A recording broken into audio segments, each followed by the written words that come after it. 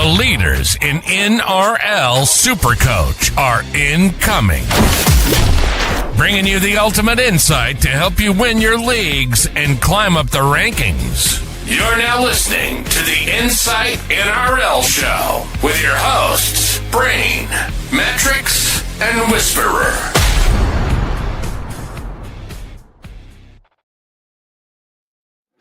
Hello and welcome to the Insight NRL Q&A.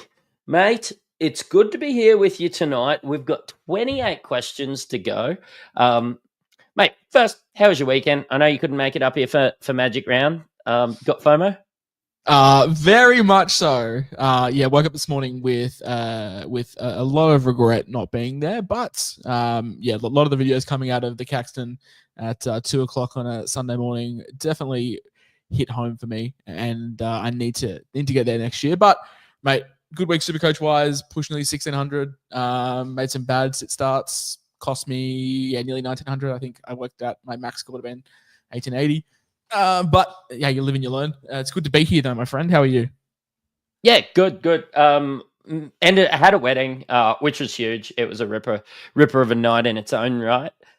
So didn't get to watch too many of the Saturday games. Just caught some highlights, and of course was watching all the scores on my phone. But did go to Magic Round. I had a friend that was kind enough he was available Friday, Saturday, and sent me his Sunday ticket. So shout out to Barney. But sent me that. Had a ripping night. Obviously drove home to spend some time with the family and everything. But let's get stuck into. I had 14-11, so messed up my captain and some start sits. Not that I consider Bobby Toyas an issue with start sits. Just had a few icky ones in there. But I can't believe I'm disappointed with a Payne Haas captaincy. But anyway, it is one of those weeks. I captained my top scoring player, which was Teddy with a 130. So that's good. But definitely seeing some Bobby Toya. Oh, sorry, Corrales is my highest scoring player. Seeing some Bobby Toya love, and Jenkins love as well, and obviously Dylan Egan, elephant in the room. I did advocate for a Dylan Egan sell, and that went down like a lead balloon. So the DMs were a mix of light banter to generational hate, and a lot of slurs sent my way. So great weekend. Let's get stuck into these. We got a heap of questions tonight, as well as the live ones. I'll do the banners, mate, and if you see any comments pop in, let us know and jump in. But let's start with Yellow Duck's question. He's asking, is it worth it to downgrade Munster to King Togia, Whisperer? And that's going to free up cash over the Origin period. Of course, we expect Cam Munster to be playing Origin. What do you think about this 2 games into his career? 2 games into his career, first game of the season. I don't think anything's changed for me. I mean, last week on the preview show, we were all really put off jumping early because it's Shane Flanagan, and if they lose again this week, then look what happens. Flano was very big in the preseason about how the team's going to compete, wanting to push for a title. So it doesn't really seem like a building year for the Dragons. So I'm not sure what the life shelf of him is. Look, if he comes out and puts up another 60 points next week, I might just have to buy him. I'm in a bit of a unique position because I have Latu Fanu, as does Braino. Him and I are in a very similar situation with Latu. But mate, I couldn't recommend it this week. So in saying that, buy him, captain him, and it'll be a great show. Yeah, I'm just thinking, good call, especially if he comes out and blitzes it. But I just be very aware that Lachlan Ilias had a very good reserve grade game, and whether you think maybe that's just his level or not, I'm not here to debate that. But just had a really good reserve grade game. It doesn't change in price next week. I do think that maybe it's a next week, if anywhere. Chase Mason asking if Asako is a buy over Origin. So he's saying Jackson Purdue down to Asako nets him 100K. What do you think there? I've looked at it. I sold him a little while ago. I got on the back of his 2 big hundreds and then sold, which was great. I don't know, the ball just is not going his way. We know when he scores tries, he goes very, very big, a good floor, about 40 with the goal kicking, but the Dolphins just seem a little bit off. I do want to see probably one more thing before I do jump on and buy him again. But Dolphins have a good buy structure and great floor. So I try and find the extra cash and maybe get a Herbie if you don't have a Herbie. Yeah, I just like when he went 39, 30, and 34, rounds 2 to 4, and then the last 4 weeks, 40, 51, 61, and 47, just doesn't scream a guy that, and I know I'm cherry picking, doesn't scream a guy that I want to pay 530K, but he's only had the 100 and then the 96. I think it went 100 and then downgraded down. Like, yeah, they're just not going that way. New coach this year, it was always a possibility. I jumped off him very early after those couple of 30s just because, he wasn't getting the ball that I'd hoped that we were getting 2023, Jermaine Osako. We're just getting... Yeah. I mean, I think the telling point for me was the game against Melbourne. That was the week that I sold. I'm just trying to pull up his scores now. The game against Melbourne was the week that I sold. Was when I think they put on like 48 points. And if you told me that the Dolphins scored 48 points, I would have had my head in my hands for Osako. But he ended up on 51. 61 the week later against the Raiders, 47 against the Chooks. Look, I think that's thereabouts, if the Dolphins put up some points and you get some goal kicking, I think 40 is his floor. I think the Tigers 30 is a bit of an outlier. The Dolphins didn't play great that game from memory. Broncos against Suncorp 34. But then apart from that, like it's been solid. Does play 12, misses 13, which is pretty key in my eyes. But then plays 15, 16, misses 18, plays 19. So plays, 2 minis, 2 majors. Look, I don't hate it. 536K this week. Break even of 68. So even if he does ton up this week, you're only losing out on 30K. You can still buy him for sub 560. But obviously the matchup against Parramatta this week is quite good. But the Dolphins have been very, very up and down for me this year. Ball goes to Herbie, it stops there. So Bostock's getting no attack. But it seems like that's happening with Jake Avarillo as well. Do play the Warriors up in Suncorp next week and then the Dogs in round 12. So if you aren't buying this week against Parramatta, I probably just wouldn't buy until round 14 when they play the Sharks, Cowboys, Knights, and Bunnies in a month stretch, which is a pretty good run. But look, I think this week is the time to buy him. Otherwise, I wouldn't be jumping on until 14, but I probably just wouldn't advocate for it just due to the lack of ball going that way. Sounds good, man. Braden's asking how many Knights players is too many.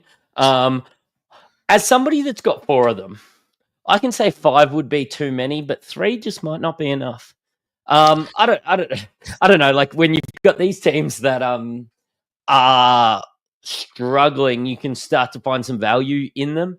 I of course have, dare I say, some of the good ones outside of like Bradman Best. I think I've got Lucas Ponga, Fletcher Sharp, and Greg Marju. Look, I've been happy with everyone there. Everybody's averaging over 64, which is Ponga's average. But yeah, it does. Like you can't go above 4, but 3 would be my ideal amount. Yeah, it's just putting faith in a underperforming team. Like I understand they played well last week. It was against South suck. I'm not prepared to say the Knights are back in terms of an attacking standpoint. But yeah, I think KP, Sharp, Lucas, Marzu are probably the only ones that I'd want to get behind. I don't. Maybe KPP. I think he's been okay this year as well. Outside of those, I don't really have any love for any of them. Like it's not like I mean they're performing. Outside of them, it's pretty barren. So I just wouldn't be touching anyone that's not left on the left side attack, and then maybe KPP if that floats your fancy. But it's not a case of having too many. It's just a case of having the right ones, which I think most of us are all gravitating towards the right ones.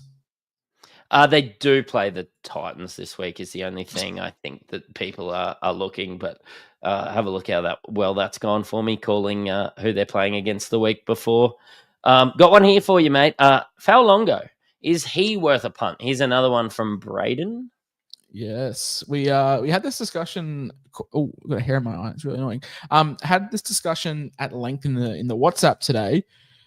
I'm not sold. Like, I don't think he's first choice. I think Warbrick comes back into the side when those concussion issues resolve themselves. The problem is, when do they resolve themselves? And there is no set time frame with head trauma. It can be many weeks, a la Will Warbrick. It can be 15 minutes, as a la Corey Horsburgh on the Beers post-game after suffering a Cat 1, then being named to play. So it looks like the Raiders have fought that one. So it's very, very tough to get an idea on HIA's, mate. Head trauma. He's a talent. Absolutely, he's a talent, but I'm just not sure I can go there. Melbourne wingers have never been overly relevant. A career BP of like 35 on the wing, which is very much in line with Xavier Coates' BP throughout his career at Melbourne as well. So I just think the problem with Melbourne is it's death by 1,000 cuts with them. They can beat you all over the park, and therefore the points are pretty spread out. And yeah, just not for me. Missing round 12 as well. That's the concern. So you have him for 10, 11. You know, what happens in a month when Warbrick's back? Is it just a 2-week play for you for Sewer if he's not named to start? That's the concern for me. Yeah, and maybe hoping that Coach doesn't get named like in the games afterwards because they're keen on Sewer. My problem isn't like it's all of that as well, but it's also these 520k. Like it's not like a King Togia where you're having a risk on a really good looking player. And you're paying 200, 300, 400k. You're paying 527k. So yeah, you might make 100k, but he might also just find himself out of the team in a week, and you've made 50k when he rolls through and scores a 46. Beatties is asking, is Purdue still a hold when he's basically the price of a straight swap to a gun? And is Presto worth a hold given that he's already holding JC? Well, I'll grab the Purdue one. I do think Purdue to a gun could still be seen as a little bit of a luxury trade. The Cowboys draw is great. You've made an absolute killing. I think he will bounce back. Like, there's a reason he's been averaging 60. But are you going to be disappointed if he's 599k and bangs out a 60 next week? I know I'm not. So yeah, I can get around keeping him. But yeah, if you're super high on a Herbie and that's your quickest way, yeah, nice, go there. But I wouldn't be, luxury trading Purdue to Asako or somebody like that. What do you think there? Purdue to Era is 60k, and I think a lot of people would be able to find 60k. I would do that. I would probably do Herbie as well. I would definitely do Karaz at 730. I understand it's now getting to 100k more, but they're probably the only ones. Oh, and Lucas, I guess. If you don't have Lucas, Purdue to Lucas is like 20k. The thing with Purdue is like he's 600. I feel like this is a bit of the Shibasaki syndrome. Like 3 weeks ago, everyone was like, oh, well, Shibasaki can just be a season keeper. And it's great now. Like you've got scores of 88, 121, 64, which has really skyrocketed that price. But you do have a 3-week rolling average. The break-even's 100 this week. If he has a poor score again, if he has like a score, say, sub 50, which is very possible against Penrith, he then will have 2 scores below 50 in his rolling average, and his break-even's going to skyrocket. And next week, you could have more fires to put out. The week after that, blah, blah, blah.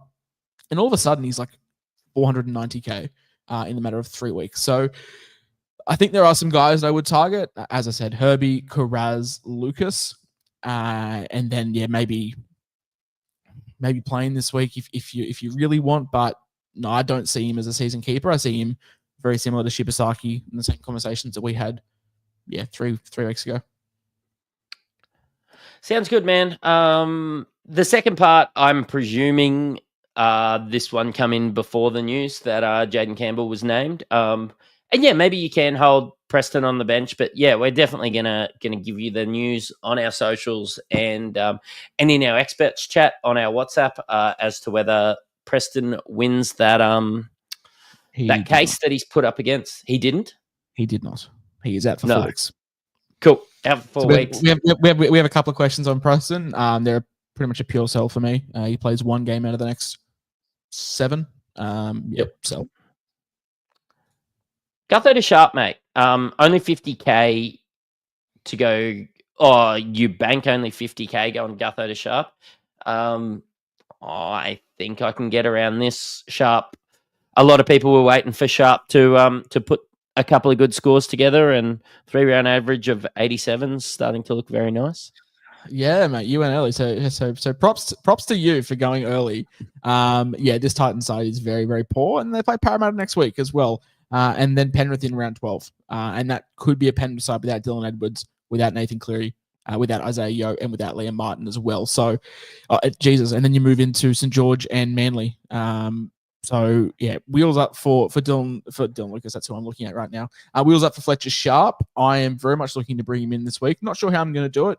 Maybe selling a Roosters fullback if I get some news on Dylan Edwards. But yeah, mate, he looks really good. And shout out to you for buying him.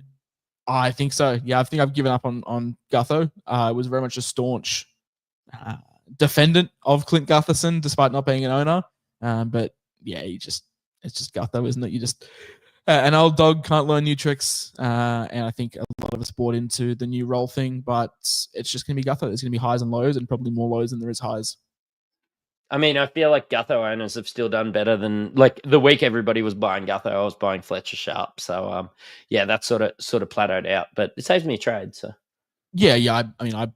The week everyone bought Gutho, I bought Teddy, so it obviously worked out better for me long term. But I definitely wanted Gutho during that time, but yeah, it seems like the Dragons just suck, which is not really hot news, unfortunately.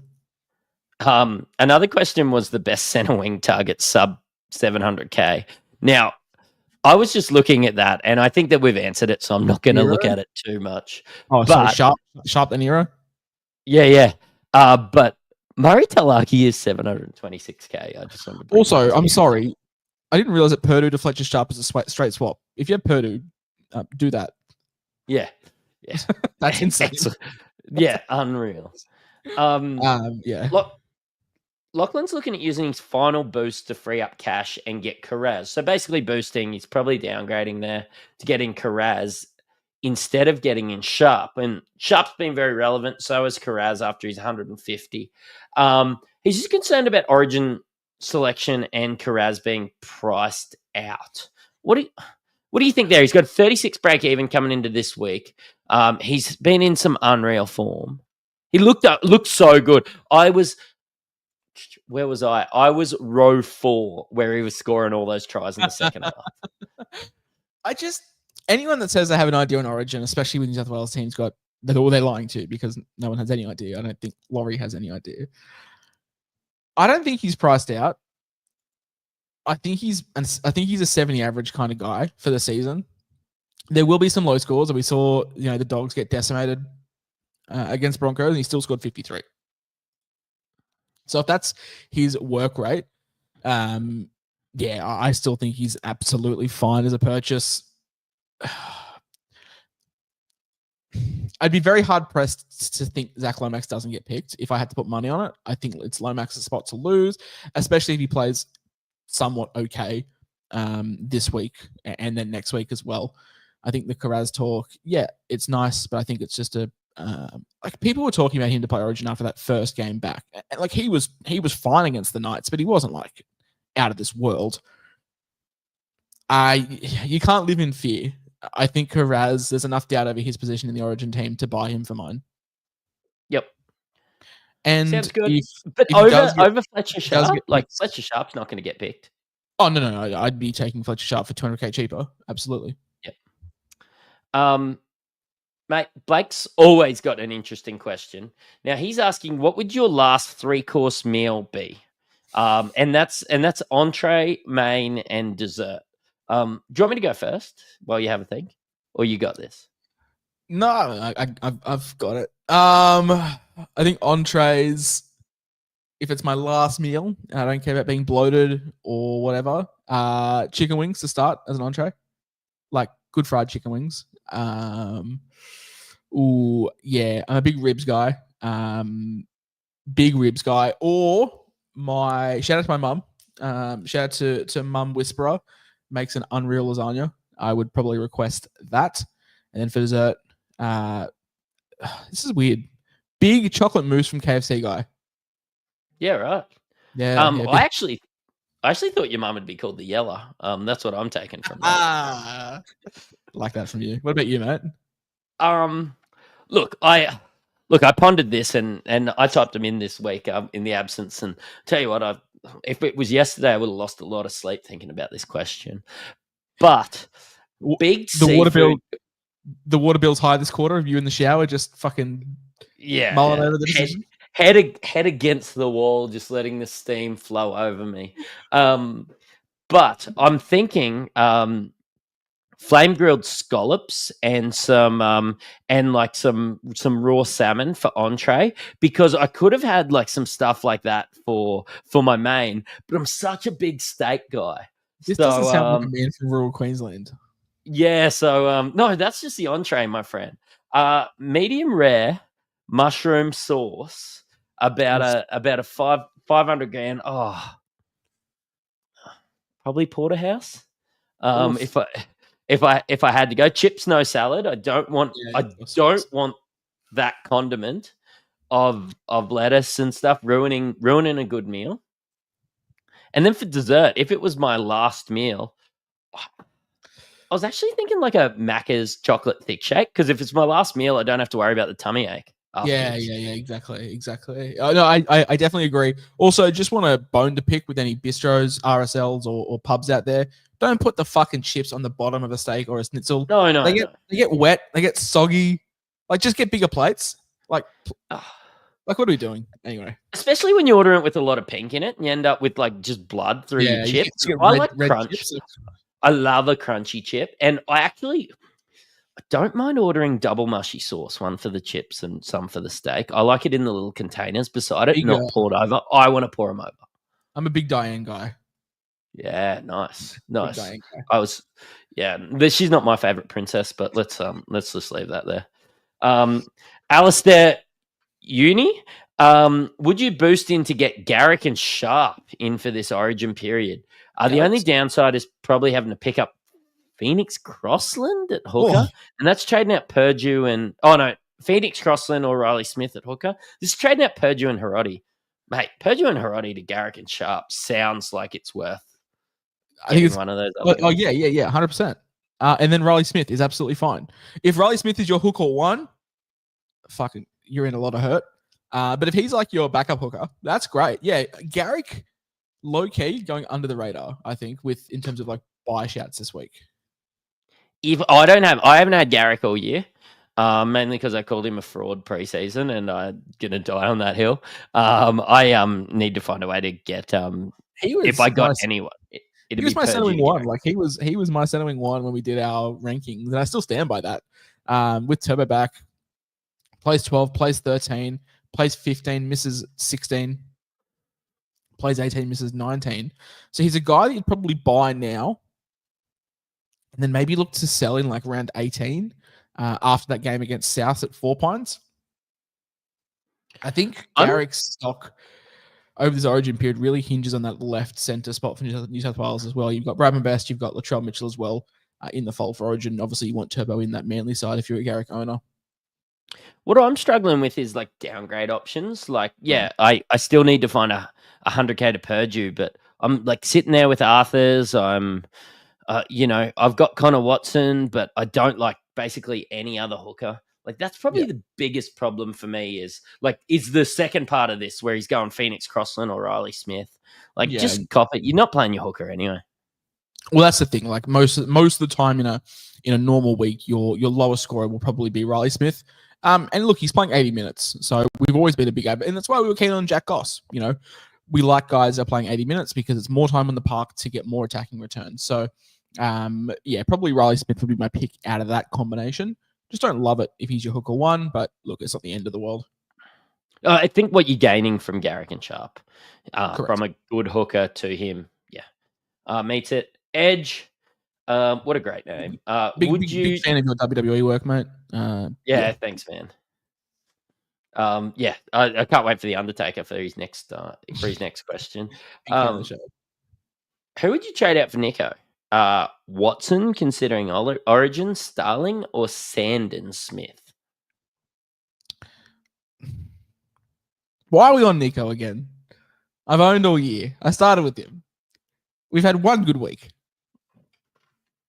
I don't get it. What are the scores? Has there been recency bias? I guess we've gone 65, 78, 117. We take on Manly at 4 Pines, into Melbourne, into the Chooks at IGS.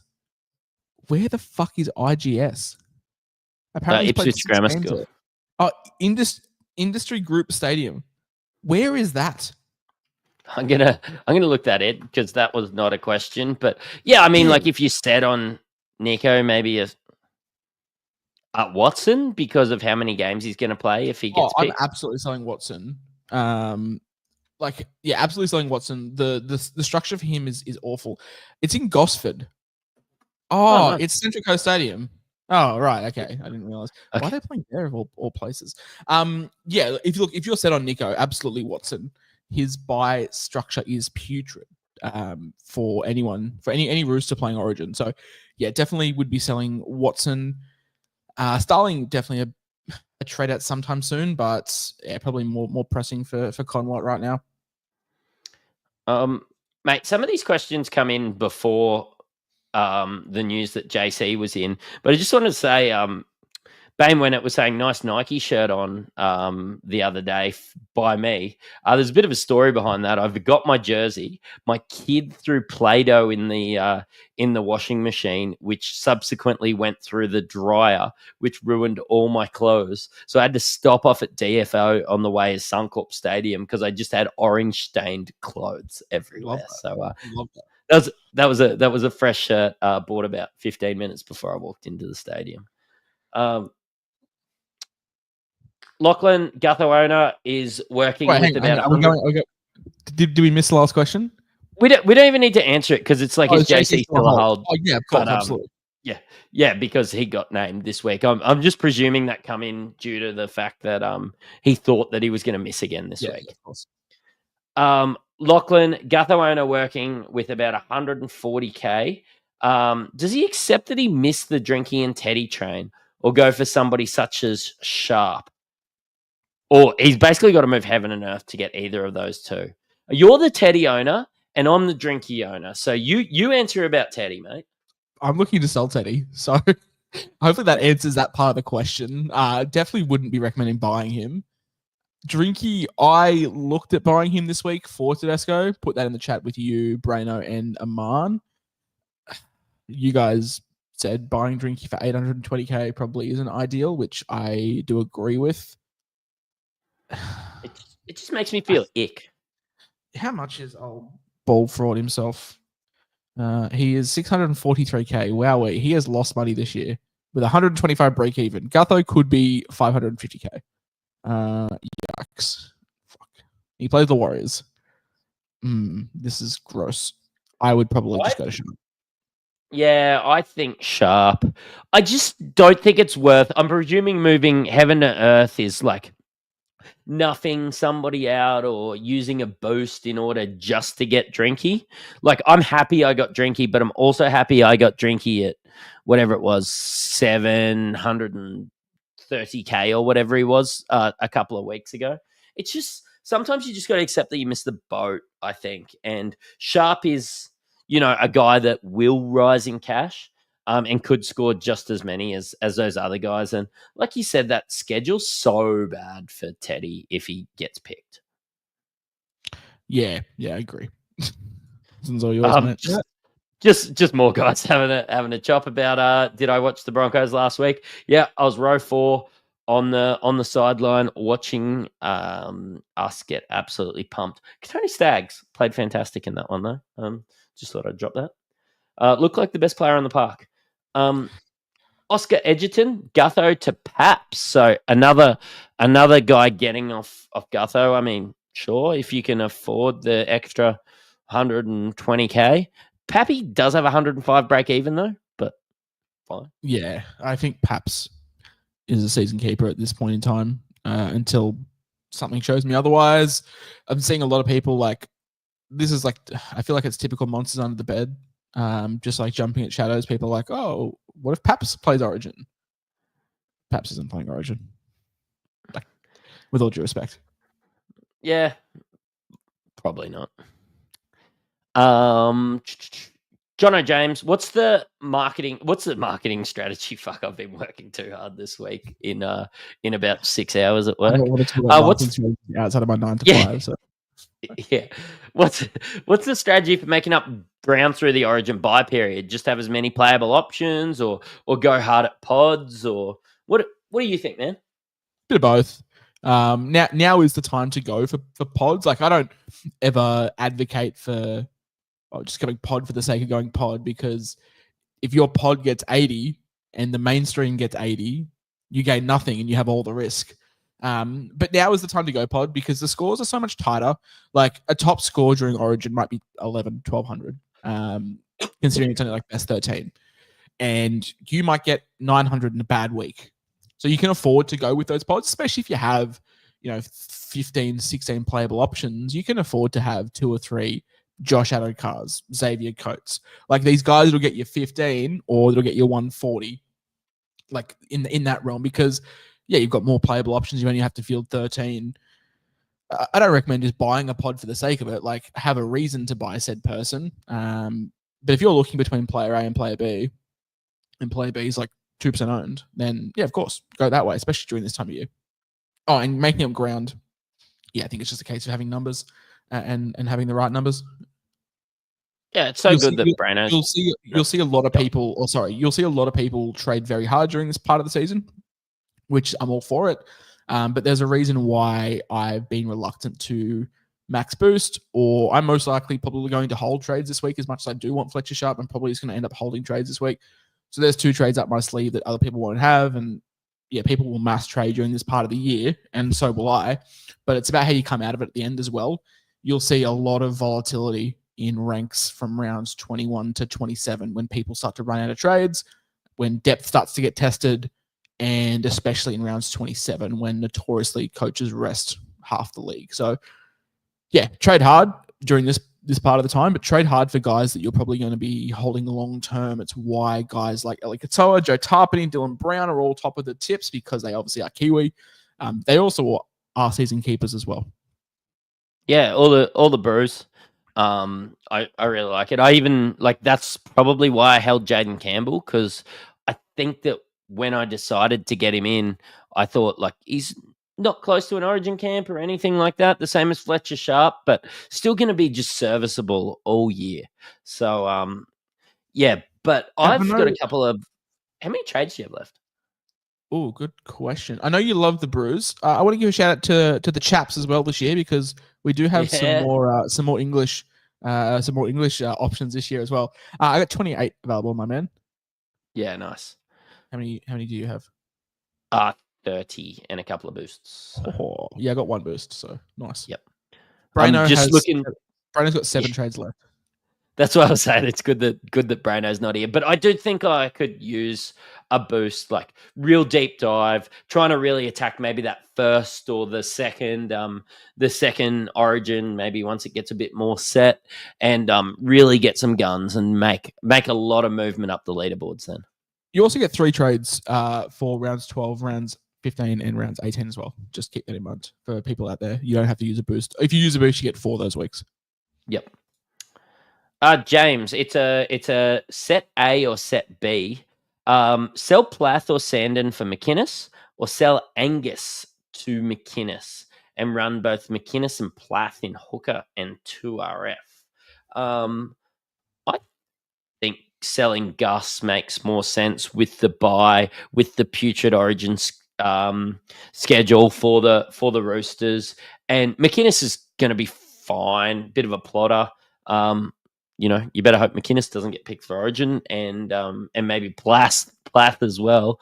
But I suppose with those duels, you might be able to shuffle something around. Yeah, so listening to the Magic Sponge podcast this morning on my way to work, Physio was saying Plath looking like 4 to 6 weeks. So that would pretty much rule. I would pick A, and then look to sell Angus probably in round 12. You're happy to run him this weekend, next week, and then you can sell him in 12. So with Plath being out for 6 weeks, I'd probably look to sell Plath to McInnes. Perfect. Oh, you'd move Plath to McInnes over at Gus. Oh, you definitely are moving Gus in 2 weeks' time. But Yeah. Plath's out for 4 to 6 weeks, so I think that makes it pretty easy. Yeah, nice. Sounds good. Lorenzo is asking, would we still sell Hubner even with the news of him starting today? And who would you spend your, let's go Hubner.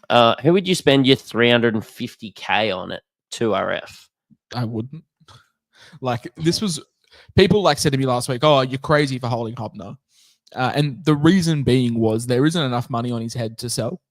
That's the main thing for me. It's like, we see it with Tamale, we see it with Toya. Like, one good score, see it with Sandon Smith, one good score, and that cash just skyrockets. So, looking at that bench for South, like Jai Gray's on it, and there's like an edge as well. Like, I think Hubner gets relatively good minutes. Break even of 60 this week. I think he's definitely a chance of hitting that. If he's starting week on week, like, yeah, he can get to 450, 500K in a matter of like 5 or 6 weeks IMO. So I'd be holding. You do still have that 20 in his rolling average from the HA affected game last week as well. But the PPM's been really good. 0.8, 1, 1.9, 1.9. So if I think he's pushing 55, 60 minutes, and he'll be pushing 50 to 55 points. And trading's great, but yeah, maybe not just for the sake of it. Yeah. No, I'd definitely be holding. There's not enough money on his head to sell him, and the break even will get much more manageable next week when the 20 drops out, and the fact that he's starting as well. So, yeah, all those signs point towards holding for me. Mate, Cammy Mitchell is asking what we do with Preston. Just another question. Look, he's looking at Ola to fund an Iongi to Teddy. Again, we've already touched on the fact that we might not go to Teddy, but Preston to Ola, it's hard because you're right. Nobody knows who is going to get picked for Origin, but yeah, Ola could be the odd one out with how good Huddy's been. Yeah, if I knew Ola Kawatu wasn't playing Origin, absolutely I'd pick him. The question becomes, like, what do they do? Because they're gonna run Connor Watson at 14. So then you've got three bench spots, and you've got to fit Liam Martin, Hudson Young, Angus Crichton, Amole Ola Kawatu, and I think Amole might be the odd man out there because you're going to be running. I mean, it's already confirmed Spencer Laney's being picked. You've got Terrell May, you've got Payne Haas, you've got Mitch Barnett. That leaves one bench spot. I don't think they're going to run 2 edges off the bench. So probably, if I had to bet, I'd say Hamole misses out. So it's a bit of a gamble buying him because there's no guarantee, but I'm definitely severely looking at him myself as well. Yep. Sounds good. If King Turgia keeps his role next week, I think everybody's okay to go to get King Turgia. 5-8's been a bit of a wasteland, and even if he gets 2 or 3 prize rises, I would still call it a success. Yeah, because he's not gonna. It's a bit different. Like, I was very much against buying Tom Kant, very much against buying what's his name, Marine Hiroti. I just think with King Togia, he is bottom dollar, 198K in a very barren position, and won't become an AE nightmare. The concern with Tom Kant was becoming an AE nightmare. Marine Hiroti was more just he's not very good, and yeah, he's also much more expensive than King Togia. For me, it's a bit difficult because I do have Latu Fano and I do have Adam Dewey as my 5'8" one. So my 5'8" is cooked. So I'm not too sure where I'll go. But yeah, if he scores, I don't know, I'd have to see like another 50 from him to make him a buy for me personally. But yeah, he's bottom dollar. He'll make money, of course. It's a pretty much slam dunk buy. Mate, Jono is asking if Cobbo is a good 2-3 week play with Reece Walsh possibly coming back. I think they said round 12, 13. The next 2 games just being Souths and the Dragons, and kind of expecting Broncos to play better than they did on the weekend. You're a Cobbo owner, which should be mentioned. I am. From the start, so going through the highs and lows, I'm glad that I'm reaping a small amount of benefits right now. I'm going to say no. I understand that he plays South and the Dragons, but then he does miss 12, and then Walsh is back. So for me, it's like you're making one trade to bring him in for 2 games with no guarantee. Like he misses 12 and 15, regardless whether he plays Origin or not, and he's back on the wing. And For he me, averaged sweet fuck all on the wing, didn't he? Yeah, and he and Staggs there is even worse for him because he's just a bit of a Herbie. I was very happy to take a play with Staggs being out for 4 or 5 weeks. And it didn't go well. Glad he's at fullback making me some money now, but yeah, I'm looking at moving off in probably 12. Edge tried to outthink the room and went Edwards as a short-term play over Teddy and Drinkwater a couple of weeks ago. Rest in peace, my friend. Do you hop off now, considering break-even and Origin, or hold on and pray that Teddy gets picked? I think you jump off due to the fact these hamstrings are made out of plastic cheese. What's he priced at? Dylan Edwards, 773, break-even or 137 against the Premiership heavyweights, North Queensland Cowboys. Oh, mate, he's been bad. I'm really sorry. I didn't realize how bad he's been. 75, 50, 60, 134, and then 52 and 66. And that was a 66 where he looked the Panthers looked very, very good as well. So he plays the Cowboys this week with a 137 break even, misses round 11, probably misses round 12, and then maybe doesn't back up in 13. Yeah, I'd sell. I mean, I'm looking at selling Cleary next week as well. So, I'd definitely be jumping off. And he's still like a good, like, I know that you lost money. And I'm sorry that come from the rest in peace. Lose that much. You lost 65K. It's not the end of the world. Yeah. You just lost. Like, I know you've lost money, but like, it's not like it's the gazillion points, isn't it? Like, it's the 4,000 points that you lost from drinking and Teddy. Yep. Irongy Sharp, I can get around this. Rio's got he's got Drinky and Ponga. He's got some good fullbacks. That's hot. Yeah, Drinky Sharp. That could be good. Sorry, not Drinking Sharp. Irongy Sharp's fine for me. Sharp's a guy that you want to have with the draw, I think.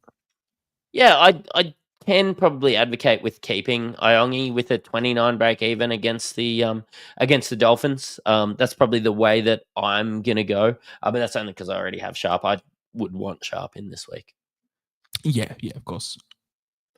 Cleary to JC or Hines in round 11 in a couple of weeks' time. You mentioned that you wanted to trade Cleary out. What's your targets? I don't know. I generally don't know. Probably JC if he looks good. I don't want Hughes. Hughes' shoulder concerns me. JC and just do a job, and then I shift him down to 5/8 and probably buy Cleary back sometime after Origin. The only thing with Cleary is like people asking, why are you selling Cleary? Buy in round 11. We'll miss round 12. No guarantee to back up in round 13. We'll play round 14. We'll miss 15. Maybe doesn't play 16. So just I'd probably look at maybe buying back in round 14 against the Tigers. But yeah, I don't know. I mean, I don't even know what I'm doing this week, so it's hard to comment. But I'd probably say JC. Yep. If he looks good this week. I've got JC and I've been happy to play footy with virtual footy with JC on the pine there. I'm happy probably to save trades, just sit there with Cleary. With how ordinary Hines has been at times, like, I just consider saving trades a massive win if the guy that you play scores 50 and Hines scores 60. Like, huge wins. Yeah, different from I own Hines. I think you got more of a safety blanket if you already have Cleary and Hines. But I'm not sure Hines is a guy you want to move out of your way to get. Yep. Corey A, thoughts on Carraz as a buy? Of course, lots of chat around Carraz. And the concern is you think Lomax gets the spot. I don't think he's done enough to lose it. Carraz is a great purchase.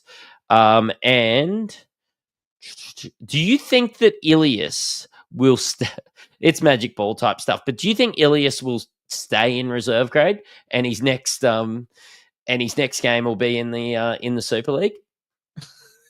Man of Steel. I don't know. I think King Togia will get a while. I think it's very, very tough on Shane Flanagan to pick a spine player and drop them after 2 or 3 weeks. In saying that, though, he's the one getting dropped. It's not Kyle Flanagan, which is crazy. Yeah, maybe. I mean, rough, but maybe they're actually cooked. Like they signed Daniel Atkinson to be a 6 next year. Yeah, like I'd just throw the book at Cherry Evans, honestly. Like why you've got Cook, why you've got Val, why you got Gutho. I honestly just throw the checkbook at DCE. Like, please come here for 2 years until we can find someone to play 7. Ben Hunt would probably be pretty good for him right about now. Oh, Ben Hunt would go unreal, but yeah. I'd love to see him in a Dragons imagine jersey. Ben Hunt in a Dragons. I couldn't imagine it. Bit I might. You've seen me in AI in the group chats, mate. I might ask that. Couple of jersey swaps happening. Yeah, I might ask about Ben Hunt in that jersey. No, we've started dribbling shit, so that's usually a pretty good time to jump off. Yeah, to wrap it up. We'll be back tomorrow, as per usual, with our normal show.